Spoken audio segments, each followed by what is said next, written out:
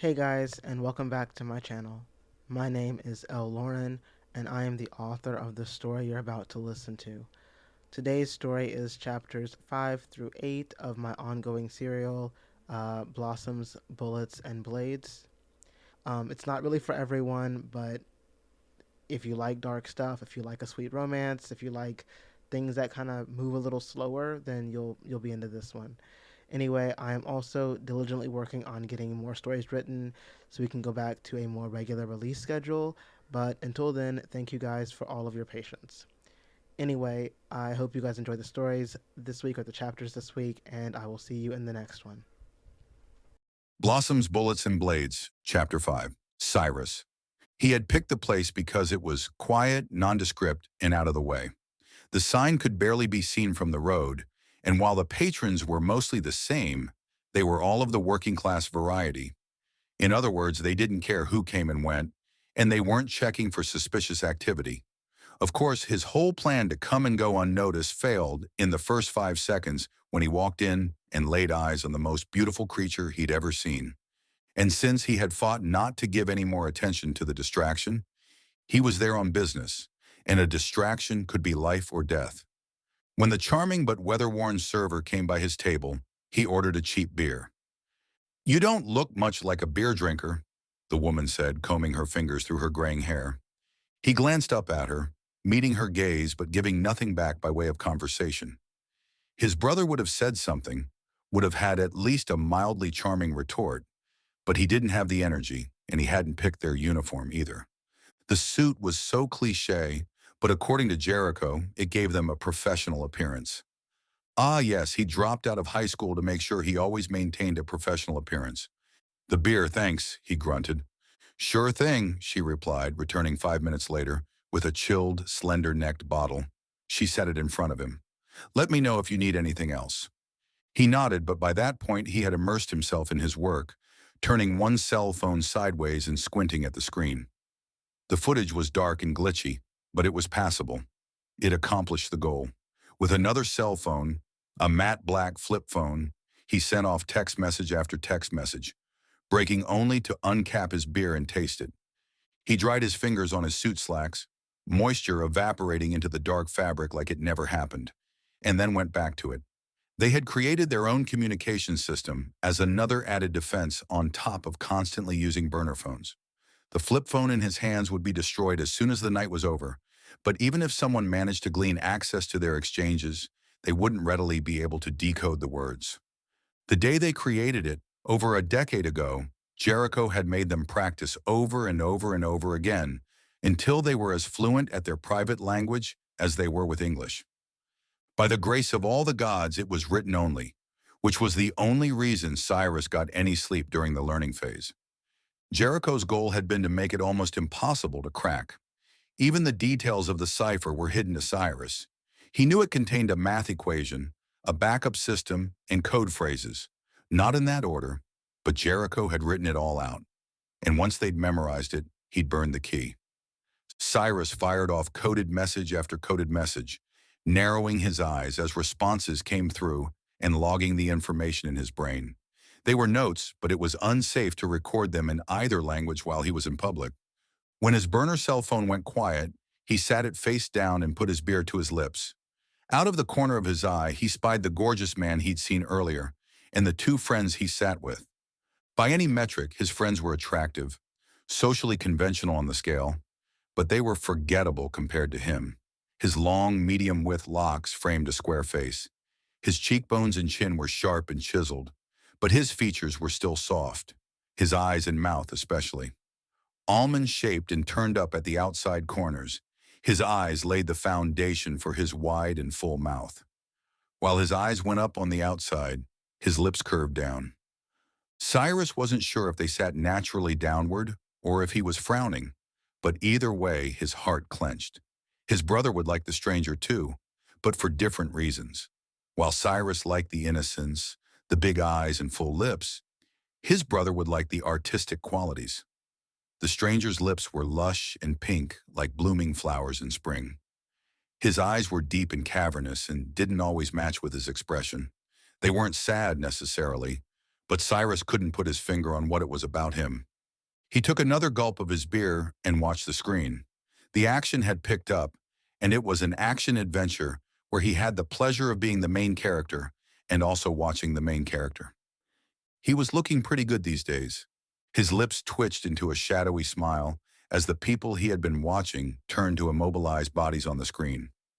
"Good job, bro," he whispered, tapping his beer bottle against the side of the table in cheers.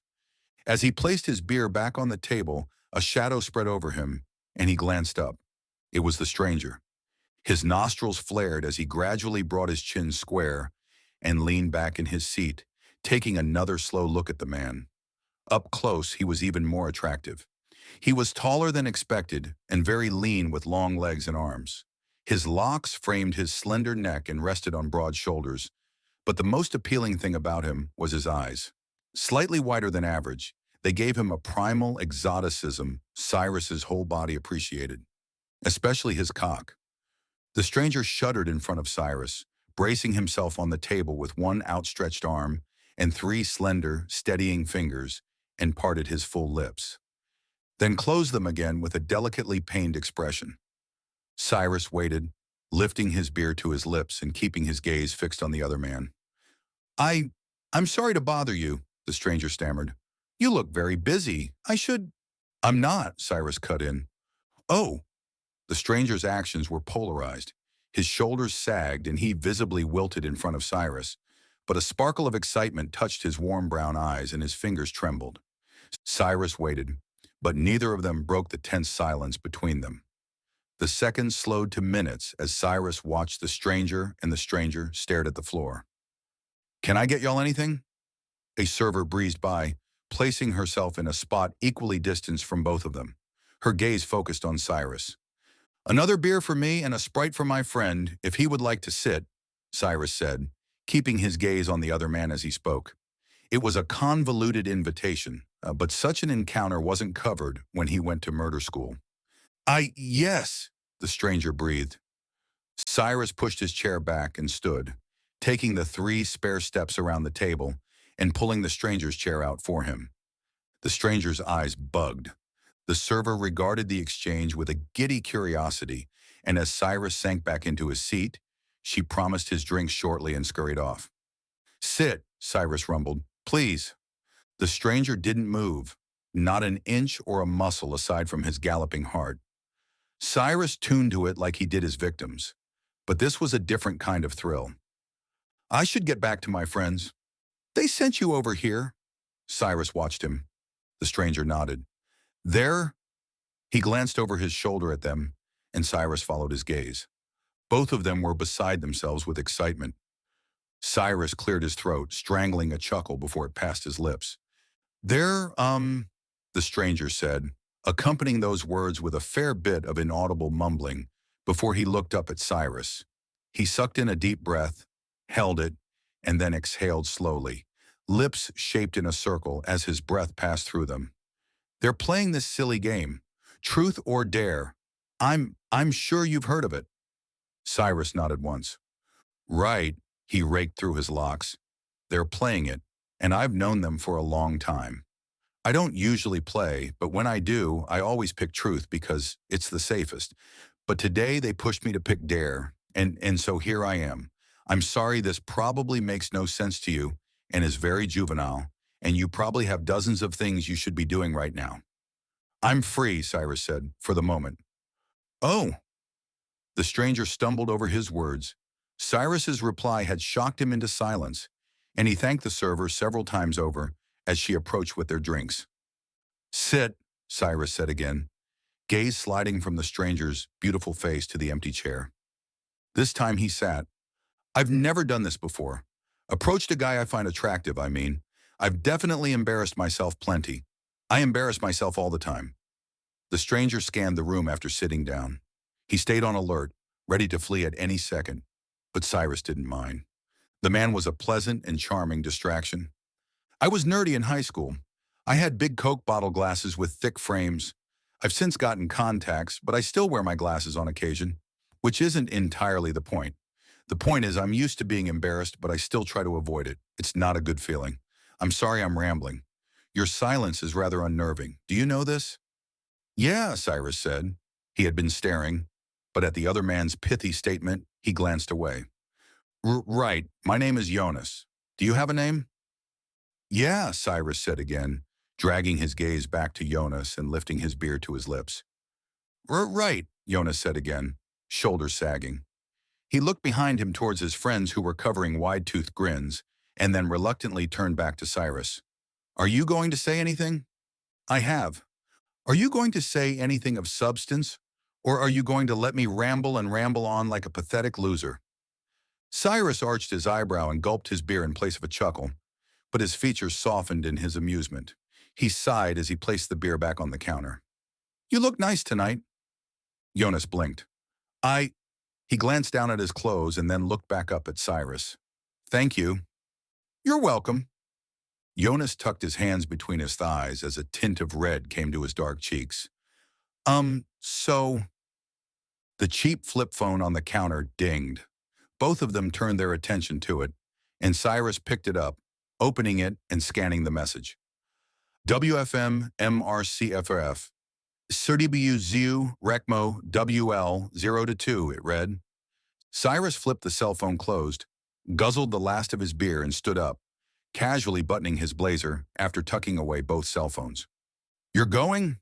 Jonas blinked, looking up at him from his seated position. The whites of his eyes cradled big brown irises, and long eyelashes framed the top and bottom. Cyrus' nostrils flared, and he cleared his throat. Yeah, he grunted. Oh, the disappointment was in Jonas's voice and written all over his face. It gave Cyrus pause. He wasn't the kind of guy to get cheesy, but seeing Jonas's wilted form hurt. He may have been willing to take out the entire city for a couple bands, but seeing the pain on the other man's face clenched his heart. You and your friend's drinks are paid for the rest of the night, Cyrus said, rolling his shoulders back. Jonas blinked. He opened his mouth, but nothing came out, so he closed it, only to open it again a few seconds later. Thank you, he said on an exhale. Will I see you again? Cyrus inclined his head. Have a good night, Jonas, he replied. Resisting the urge to touch or caress or cradle Jonas stole all of his self-control, but after another awkward minute, he stepped backwards, turned, and stalked to the exit.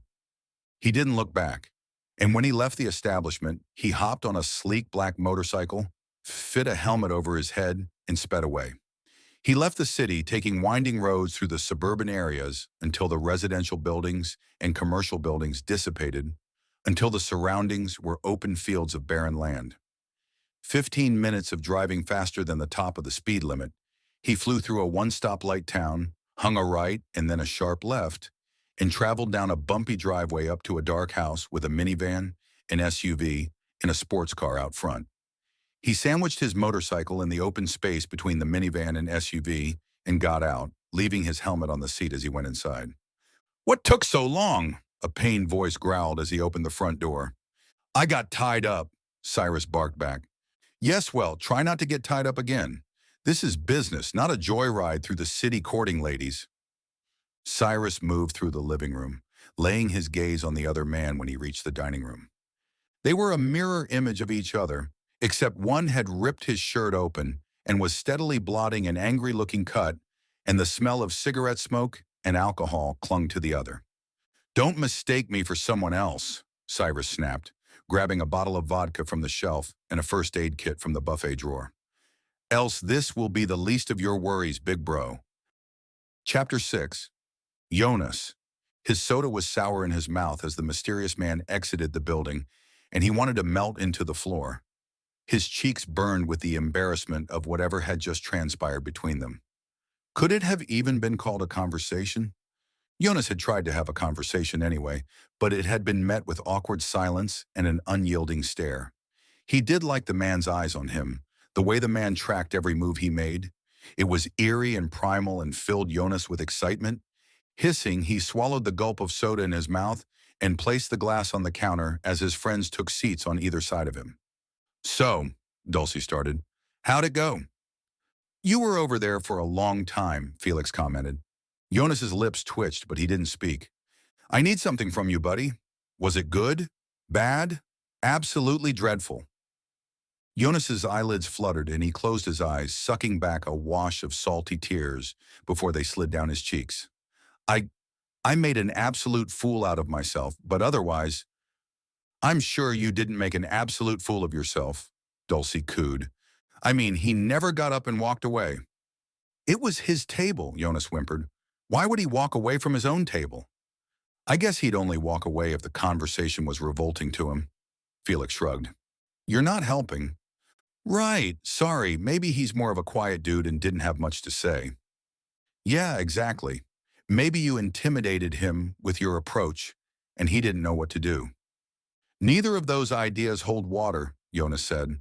I doubt I intimidate him, and something tells me he's not so much of a quiet dude.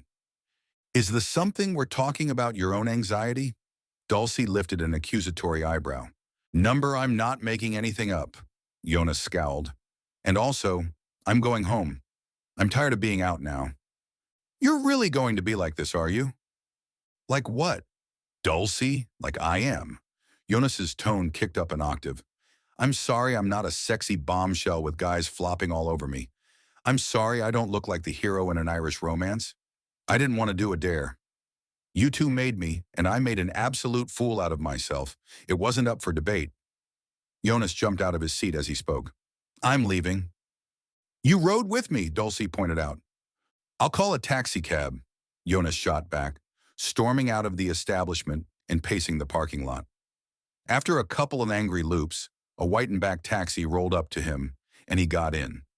He rattled off his parents' address and sat back, stretching the seatbelt across his body and forcing the buckle into its mate. So, how's it going? The cab driver prompted, and Jonas suppressed a groan. It's going well, he lied. Just tired after a long week of working. How's your night been so far? I can't complain, the man replied. The weekends are definitely the best days to work as a driver, but you also have to worry about drunk people getting in your car. True, Jonas mused. Has anyone ever thrown up back here? Wait, don't answer. The man exhaled a full belly laugh as he adjusted his rearview mirror to glimpse Jonas's face. What did you say you did again? Oh, I own the flower shop off 6th Street. The flower shop? The man lifted a curious eyebrow. So you like flowers? I love them, actually. Otherwise, why on earth would I open a flower shop? Hey now, my profession is driving people around, and it doesn't mean I love driving. True, but I do suspect you love people, or at least you love them enough to talk to them, and you enjoy getting their stories. Jonas shot back, smiling. For the last hour, he'd been on the verge of certain tears. So many emotions swirled around inside him, he couldn't make out how he felt. He was angry and embarrassed for sure, and the sting of rejection was there too, even if he hadn't been outright rejected. He couldn't really explain what had happened either. The man seemed interested, or at least he'd bought Jonas a drink, which translates to interested in most scenarios. But at the same time, Jonas had grown tired of trying to decipher cryptic clues. He wanted a man who made his intentions clear, very clear as freshly cleaned glass. You know what? You're right. I do like people. I like hearing what they have to say, and as a driver, I get all kinds, you know? I've even given free rides to people, and I think everyone has something to say and something worth hearing. So you're right. Jonas smiled a little more. I am right. So you're the owner of Heaven Sent Florals, right? Jonas nodded. I am. Cute name. How'd you come up with it? My dad did, actually. Jonas's easy smile faltered. It's a complicated story. The man chuckled again. I'm driving. I got the time. Right, well, Jonas raked his fingers through his locks. Years ago, my dad and I were in a car accident. I came out fine, but the other driver hit the driver's side, and, well, we didn't think he would survive. He was in a coma for a little while, and I used to talk about my dreams with him. You know, I would talk about things I wanted to do with my life and little ideas I had, and one was a flower shop. My parents always wanted me to go to college, but I don't know. This flower shop became my focus. I worked out the whole business plan, crunched the numbers and everything. I talked about it with him every day. But, anyway, he came out of the coma after 3 weeks, and the first thing he said was, Heaven Sent. He said he'd been listening and thinking of a good name too. I'd already come up with another name, and I had planned to go in a whole different, more modern direction. But after all we'd been through, heaven sent felt right. Your dad has a miraculous story. Your whole family does. I'm glad y'all survived. Thank you. Me too, of course. Thank you for telling me, the taxi driver said as he pulled into Jonas's parents' driveway. Tell your father he's an inspiration. I will. And you too, to be so young and be an award-winning florist. The man placed his hand on the back of the front passenger seat and twisted around, laying his gaze directly on Yonas. My sister and her girlfriends talk about your shop non-stop. I've heard you create truly beautiful things, and your wedding arrangements are each unique and one of a kind. Thank you again, Yonas flushed. They are, yeah. I actually have an order my father and I are going to work on this weekend. The man smiled. I hope it comes out exactly how you want it to. Thank you. Yonas' blush deepened, and he scrubbed his burning cheeks. Yonas, right? My name is Hosea. Yonas paused as he climbed out of the vehicle, thinking back to the nameless stranger at the bar. How hard was it to share a name? It's nice to meet you, Hosea. Yonas forced a smile. You know where to find me if you're ever looking for a one-of-a-kind bouquet. I do, he nodded. Have a good night, man. You too. Drive safe. Yonas closed the door and rushed inside his parents' dark house, sneaking up to his childhood bedroom. It had long since become the guest room, but he was the most frequent guest either way. He crawled under the lavender and linen-scented sheets, baring his whole body, and fell asleep. He tried his very best to forget the whole night. He wanted to forget his friend's stupid game, forget his meeting with the mysterious and sexy stranger, and even forget the ride home, which was only flawed by being attached to the rest of his not-so-great night. He didn't get up the next morning until the sun was well into the sky and the smell of a hearty weekend breakfast reached his nose. His father always made a big breakfast on Saturdays. Yonas could set his life by his father's routines.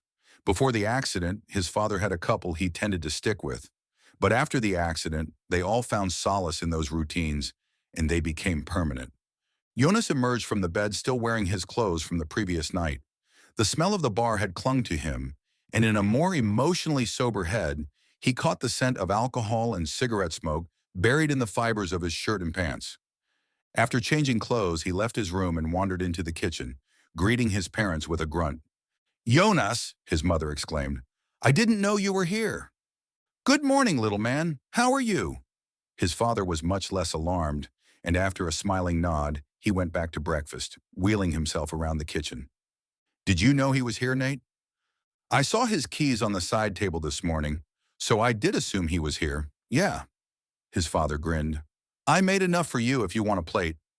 Thanks, Dad, Yonas mumbled, slumping into a seat at the kitchen table and putting his head in his hands. You know, good thinking sleeping over, his father continued, feigning ignorance of Jonas's clear bad mood. Because now we can get a good head start on your arrangements and not miss any of the game. I already got the basement set up for us. I had your mother get all the supplies organized. I organized everything by pieces, and I made sure to add a few extras to the order. His mother chimed in, following his father's lead. In some ways, Yonas wanted them to address his mood, but what would he say? A stranger at the bar rejected him, so now he was sad? Would he say his friends are more attractive than him, and he's tired of being the ugly one? His parents wouldn't know how to address those things. They'd tell him he was beautiful and someone was out there for him, and even though it sounded like lip service, they spoke with parental sincerity and experience to back it up. After all, his parents were a prime example of their words. His father and mother were the textbook example of opposites attract. His father had been a little nerd growing up, with big glasses and a shrimpy frame. He hadn't grown into himself until midway through university. His mother, on the other hand, had always been in the popular crowd, most likely to be president, most likely to have their own reality TV show, and most likely to marry rich were 3 of her high school yearbook awards. She was also the one most likely to never be single and apparently had the most school spirit. She had been and still was a girly girl. She liked her thick, kinky hair and her manicured nails styled regularly. His father fixed his plate and set it in front of his usual spot at the table. What time does the game start, Dad? The game starts at 3, but I'm welcome to start working before then. I'm all yours today, little man. Yes, maybe we can start a little earlier, because you always slow down once the game starts. Are you charting my efficiency metrics? His father asked, lifting an eyebrow. Always. If you two slow down anymore, it may be more beneficial for me to hire someone younger. I can't have two old people bringing down my profits. Yonas teased, smiling as he nibbled at crispy waffles and hard scrambled eggs. Anyway, I think I'll go for a quick run after this, and then I'll be ready to start. Sounds like a plan. His father nodded and went back to his breakfast preparations, fixing a plate for his wife and himself before joining Yonas at the table. Their conversation touched several topics, including town gossip and the political climate, but Yonas didn't join in. He ate quietly, letting his thoughts drift back to the stranger from last night and the encounter he single-handedly made as awkward as possible. Chapter 7. Cyrus. He had stayed up for hours after he finished pinching his brother's torn skin, together with super glue and wrapping gauze around the irritated spot. First he drank, guzzling down a beer he found stashed in the back of the refrigerator. Then he looked over the list, placing a small check mark beside Zavulov's name. It was the third on the list of over 20, and Cyrus exhaled a frustrated sigh. A mix of emotions went through him. Things were easier as a pair, better, in some ways, as a pair, but the pang of guilt stabbed him every so often. He drummed his fingers on the list before abandoning it and returning to his beer, sipping it as he strolled around the house. With just the two of them, it was empty. Jericho had retired to his study, reading or painting or listening to soft-tone classical music. Cyrus usually escaped to the outside, practicing his martial arts techniques, or if the job had been particularly bad, concocting something in the kitchen so sweet his cheeks puckered even before it touched his lips. Today, however, his usual vices weren't enough. He had a taste for something sweet, but it couldn't be made in the kitchen. Yonas. He wouldn't forget the name or the face, especially not the face. When he closed his eyes, he saw Jonas's face. He saw his slightly wide-spaced, almond-shaped eyes, his raspberry-colored lips, and even the slight dusting of dark, almost missable freckles across his nose and cheeks. He was delicious. Or rather, he looked delicious anyway. He smelled delicious too, like a mixture of jasmine, lavender, and magnolias. He looked like a glass of Texas sweet tea, expertly made but not too sweet, and smelled like a bouquet of southern spring blooming flowers. Sigh, Jericho poked his head into the living room. What are you doing right now? Nothing, Cyrus cracked his eyes open. Why? Do you care to discuss the list right now? It's late, and we're both still awake, aren't we? Unless you had other plans for the rest of the evening, I imagine a discussion on our debts should not be such a tax. Cyrus rolled his eyes. I don't want to think about it right now. Nothing else should be on your... Jericho paused, eyes narrowing as he studied Cyrus. I know you're not a man of many thoughts, but work has always been a favored topic. What would you like to discuss otherwise? I don't want to discuss anything. I see. Jericho glanced around. Well, you have your beer. I see no snacks, and you're not sweaty, so you haven't been outside. Okay, and are you critiquing my behaviors now? Going to make a red string flow chart? Cyrus grunted. I am simply observing the change. I didn't realize your night had been so taxing you can't discuss repairing our reputation and restoring our good standing with our clients. My night hasn't been taxing. You were late returning home. People can be late, Cyrus frowned. In 34 years, I have never been late. I was even early for my birth. Cyrus strolled back into the kitchen, grabbing another beer from the back of the refrigerator and uncapping it. Good for you. You want a medal or something? I wouldn't mind, Jericho smirked. You can discuss why you were late, or we can discuss the client list. It is your choice. It's a forced choice. Well, I'm a man for hire, not a therapist. Cyrus groaned. We can discuss the client list then? The client list. Jericho snatched it off the table. The next one up is Johnson, and if I remember him correctly, he's rather prickly, so I believe I should be the one to meet with him. But it is still your turn to do the work. I know it's my turn, Cyrus snapped. Okay, Jericho smirked. I want to remind you the job will have to be done on this coming Friday, whatever it is. I know, you have your art gallery thing you want to go to. Is Blair going with you? He's not particularly interested in surrealism. How unfortunate. Cyrus injected a teasing amount of disappointment to his tone. He didn't care one way or the other about surrealism either. What day are you going to meet with him then?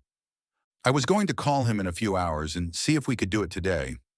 Is there anyone else you think I could meet with afterwards? Jericho offered the list to Cyrus, who swigged his beer and peered at it. I think D'Alessandro, Caparossi, and Bertrand also frequent the hotel. You could catch up with them there too.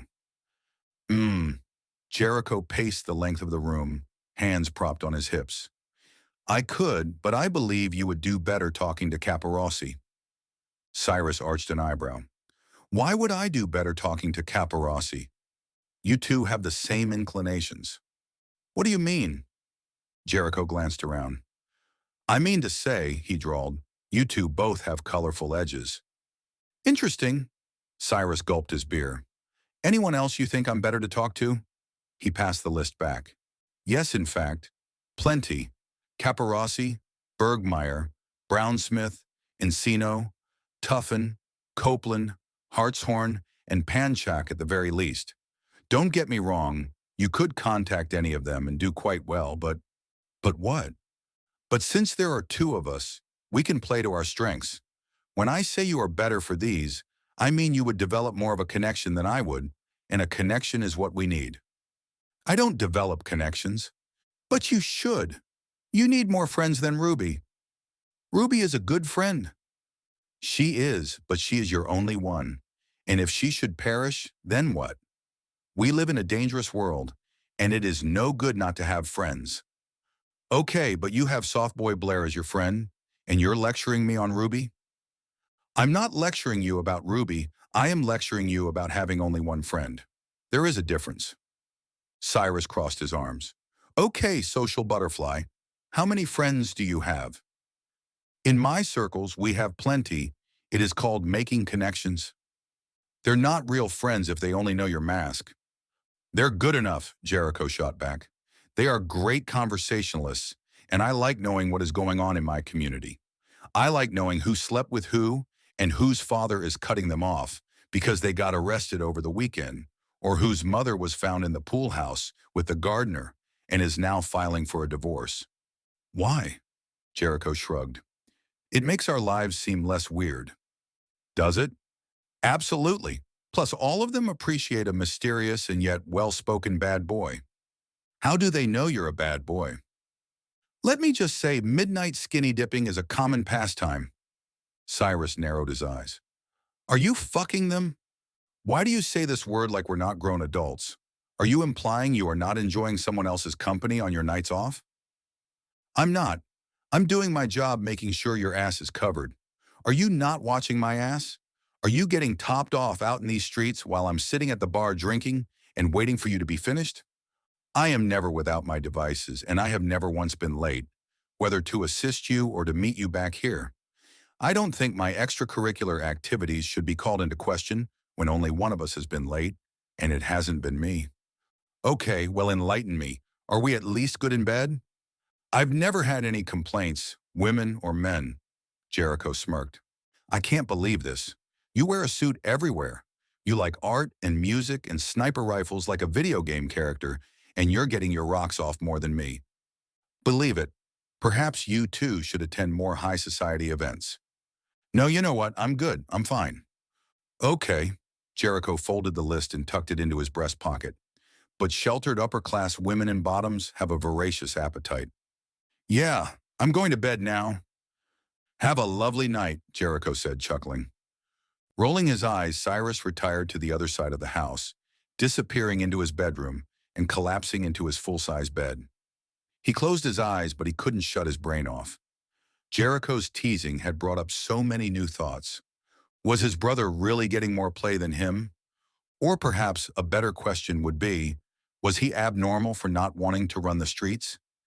He wasn't saving himself for any specific point, but the idea of casual encounters had never interested him.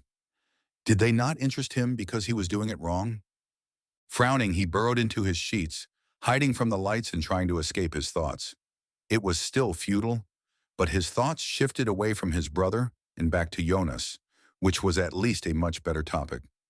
Yonas was someone he'd fuck, for sure, and he bet the sweet and bubbly type liked it hard and fast, liked to be sprayed in the face with cum. He shivered as he thought about it, whole body responding to the idea, but rather than do something about it, he covered his face with his forearm and squeezed his eyes shut. Sometime later, once the sun was fully settled in the sky and blazing into his bedroom window, Jericho knocked. Cy? He'd been awake for hours if he'd laid down at all. Cyrus grunted in response. Good you're awake. I'm leaving for the hotel. I'll keep you updated. Cyrus grunted again. I'm glad you slept well. Perhaps you should have Ruby over today. You two could practice hand-to-hand combat. Ruby and I are just friends. Tragic. The laugh was in Jericho's tone. Still, have her over if you'd like, if you find yourself bored of things to do. Yup. I will be back shortly. Cyrus didn't say anything as his brother exited the room, staying frozen in his spot as Jericho gathered a small number of things and left the house. He didn't lock the door behind him. Cyrus inclined his head but relaxed again when the hum of Jericho's car filled the silence. There was an eerie silence to the house, somewhat unsettled even despite them tearing down the previous residence and building something better. Starting fresh had been Jericho's idea. He had wanted to wash away all the old memories and put on a new persona like he put on clothes in the morning. For Jericho, it worked. They had their work name and their public name, and whatever qualities made up, Jericho had fallen away. Cyrus struggled more, if only because he didn't so much care for old fashions or suits. He at least got to keep his motorcycle, and if he went far enough away from the city, he could have his beer too. Despite being tired all the way to his bones, he couldn't sleep, and he didn't want to admit it to himself or the restless energy circulating through the house. But he was bored of things to do. It was barely daybreak, so many of his preferred extracurriculars, like underground fighting and drag racing, weren't options. He always needed extra practice with his marksmanship, but he wasn't too in the mood for working, either. He downed the last couple gulps of his beer as his cell phone rang. Ruby, he answered as he put his cell phone to his ear. How'd you know it was me? She whispered. Better question. Why are you up so early? Why would you call if you didn't expect me to be up? The line was quiet for a moment. Well, because I'm in a bit of an emergency. And I am the only one who can help?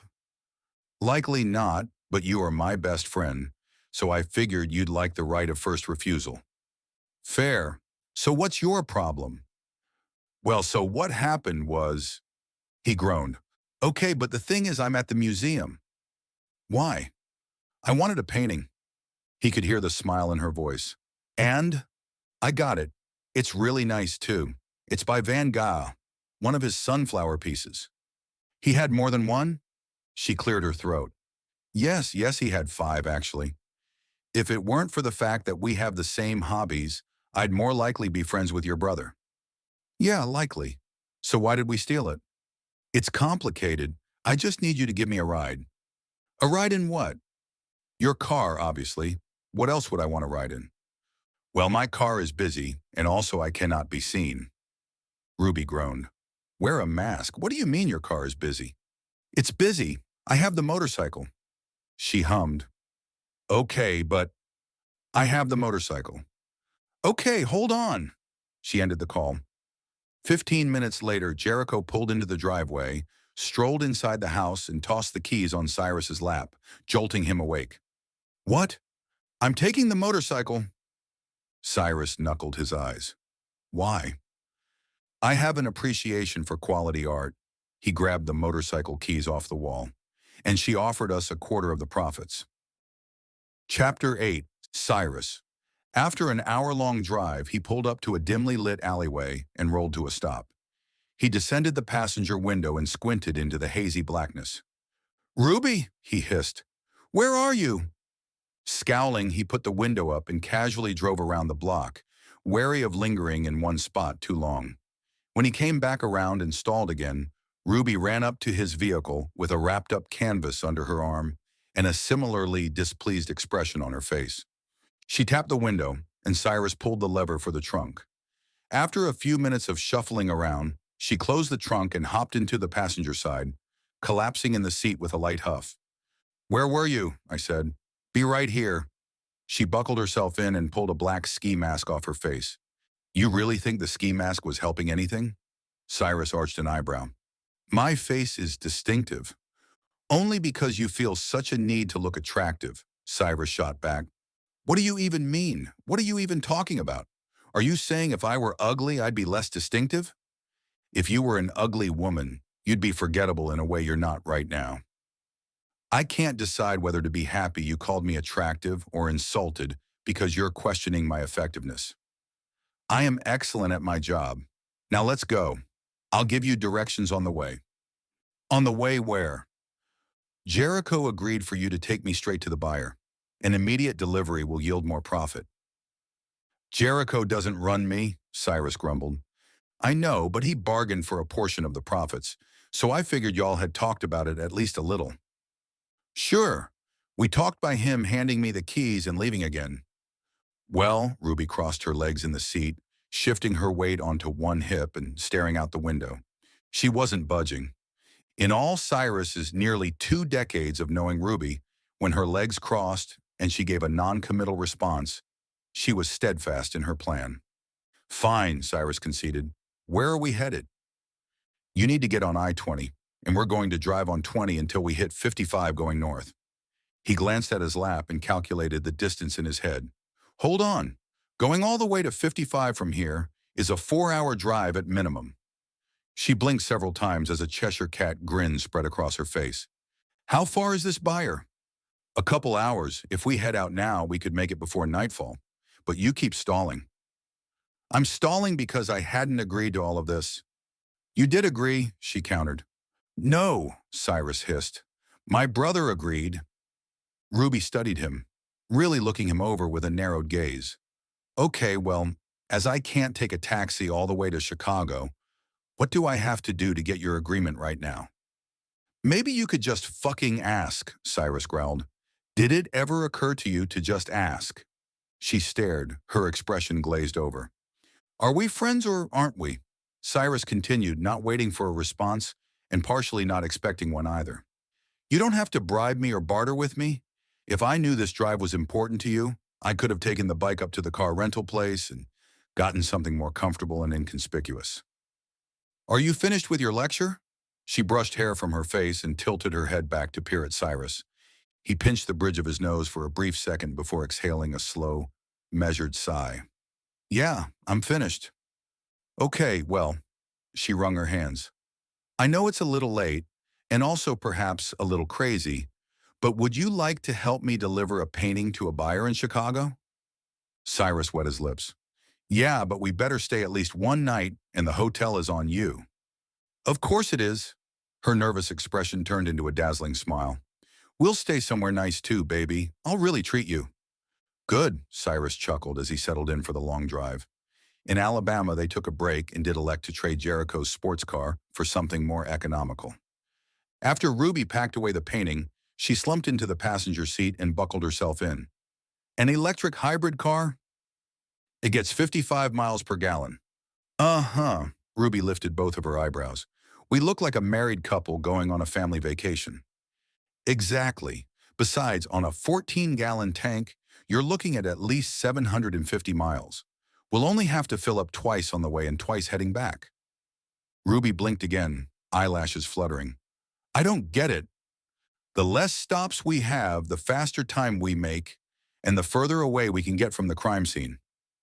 I understand how to commit crimes." "Well, dash. I mean about the mileage. Well, your average fuel-efficient non-hybrid car gets about 300 miles to the gallon, maybe a little more. We would have to fill up a minimum of 4 times each way. Now, I don't get caught, but I am saying the amount of stops increases the chances of getting caught to an uncomfortable level." "You're saying I do get caught?" "No, ma'am, I simply like my odds to always be highly in my favor." "Fair," she mused. "Besides, if you crunch the numbers, this method keeps more money in your pocket, too. Didn't cost but $20 extra to get the hybrid, and you'll save $20 several times over because we don't have to constantly fill up." True, she groaned. Okay, fine, you're right. You have a point. Finally, are you good now? She snorted, but then giggled. I'm excellent. I'm about to be set for life if this deal works out. And if it doesn't? We're staying in the positive. Ruby poked his shoulder. But if it doesn't work out, I guess it still may be positive for you. Cyrus didn't inquire further. Instead, he fell into a focused driving trance, passing exit after exit and watching the odometer creep up with each mile. He liked driving the same way his brother enjoyed going to high society parties and events. It made him feel alive and part of something. It made him feel in control and individual in his own way. On the road, he was free. He wasn't Gideon or Renee. He was Cyrus. Cyrus, who liked sports and beer. Cyrus, who wore mostly t-shirts, Levi Strauss and company jeans, and the same Fry Company boots he'd been wearing for the last decade. When they reached the heart of Mississippi, they pulled into a rest area and climbed out, hinging forward and backwards as they stretched stiff muscles. Cyrus pissed and dug into his pockets for spare change, inserting 75 cents in small coins into a drink machine for a dark soda. Ruby had the same idea, returning to the vehicle with a lemon-lime soda tucked under her slender arm. For the way back, I want to buy snacks. Sure. What is our ETA looking like right now? Cyrus closed his eyes.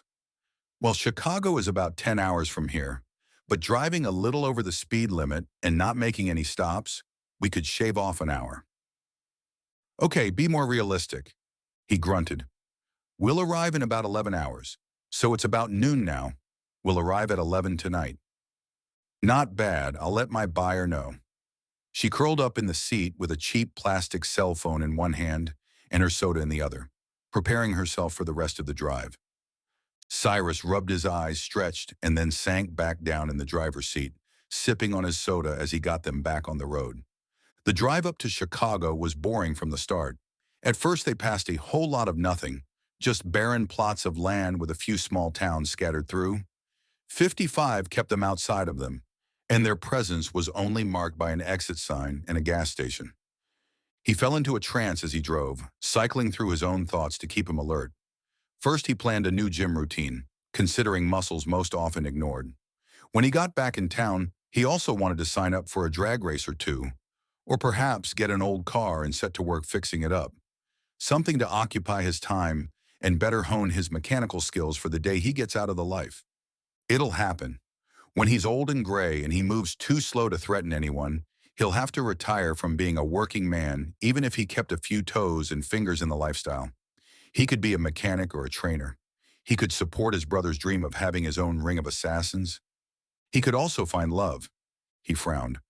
Finding love was breaking one of the few rules his lifestyle had. It wasn't a rule set in stone, but it was a rule of caution. The more attachments you had, the more vulnerable you were. It had taken Jericho a half a decade to agree to having a pet cat. There was no way in hell Jericho was going to agree to either of them having a whole relationship. And even on the off chance he did agree to it, how would the person integrate into their lifestyle? Would they have to go into hiding? Switch careers? How would someone like Yonas, sweet and innocent and charming, fit into his lifestyle?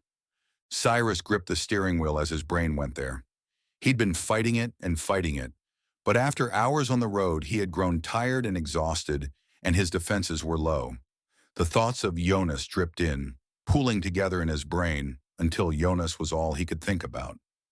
He replayed their sparse interaction, scolding himself for not speaking, and the more he thought it over, the more he questioned himself. Had he intentionally been quiet? Or had Jonas's boldness shocked him into silence? My buyer says he's okay to meet as soon as we roll in, Ruby said, cutting through Cyrus' cycling thoughts. He was frustrated and grateful for the interruption.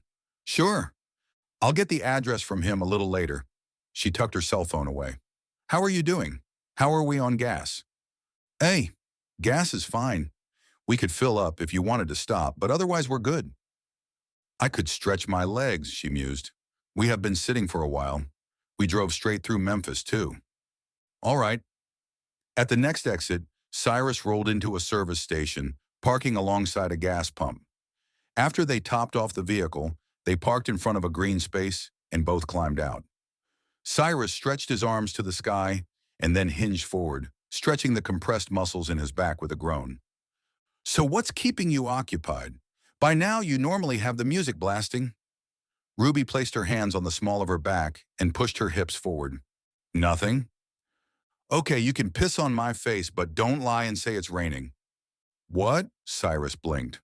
She groaned. I'm saying it's obvious you're lying. Is it about your brother? His nostrils flared. Number, we've got it taken care of. Okay, she whispered. Okay, then what is it about? I said nothing. Is nothing a euphemism for something else? Cyrus stood upright again, rolling his shoulders forward and backwards.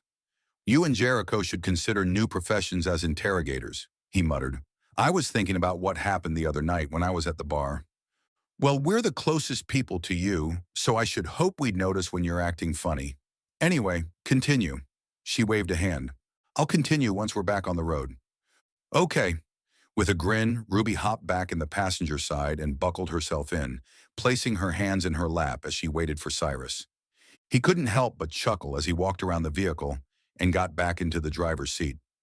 It had barely grown cold, but they were also in the home stretch. He turned the engine over and got back on 55 North before he continued the conversation, starting with a full recount of what happened at the bar. Afterwards, Ruby was silent. Do you have anything to say? Cyrus prompted, nervousness seeping into his tone. Not yet. I'm thinking it over. How much time do you need to think? I don't know. It's not like either of us are going anywhere anytime soon. She shrugged. He couldn't deny the truth of her statement, even if it killed him to wait.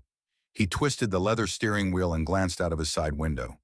He owed Yonas an apology for being rude, and he owed himself an apology for denying his own needs. Whether he liked it or not, he needed companionship. He desired it. He may have shared the same DNA with Jericho, but he wasn't happy with the idea of one-night stands for the rest of his life. Yonas hadn't woken up the desire in him. It had always been there, stamped down by work and denial. Yonas had just brought it to the surface like long-buried treasure inside a sunken ship. Ruby didn't speak for a while, and each passing minute made Cyrus more anxious about what she was going to say. She didn't regard him until they were less than 30 minutes from their destination, and she gave him directions first. He gave a non-committal grunt to the directions. And for the rest, well, I think you should shoot your shot if you're into him. I don't know anything about him. Ruby squinted and tilted her head. Did you forget your job just now? No, but I figured it would be inappropriate to... He paused. Never mind. Forget it. No, sir. What's inappropriate? Cyrus twisted the steering wheel again, keeping a vice grip on the leather. Stalking isn't a good way to start a relationship. You said he owns a business, didn't you? Possibly. I believe I overheard him talking about work for a client. So eavesdropping is okay, but stalking isn't? Why does it feel like your lines are arbitrary?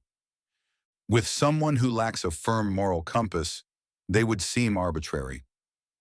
Ruby gasped and blinked. I can't believe you would say such a thing. Why do you think I lack a firm moral compass? Cyrus's gaze glided over to her, giving her a firm-lipped expression. She shrieked with laughter. Okay, okay! Still laughing, she directed him the last few turns to the buyer's place. Up here on the left, he says. With a nod, Cyrus slowed down, cruising until he slowed to a stop in front of a gated mansion.